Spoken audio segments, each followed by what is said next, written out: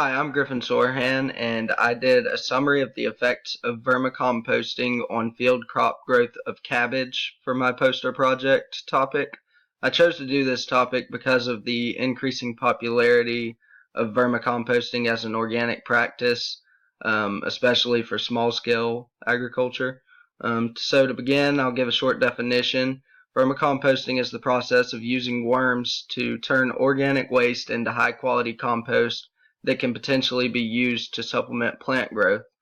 So the objective of this research was to see if indeed the vermicompost had a greater effect on plant growth than other types of compost or chemical fertilizers.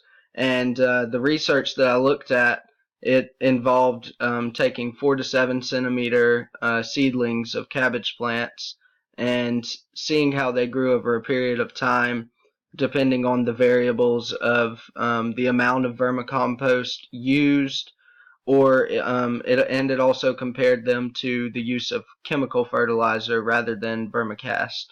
And the results that these researchers found was that vermicompost, it did supplement the growth of the cabbage plants.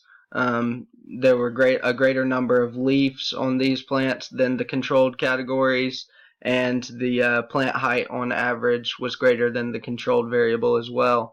However, the chemical fertilizers, they did produce more leaves on these plants, and they also were substantially taller.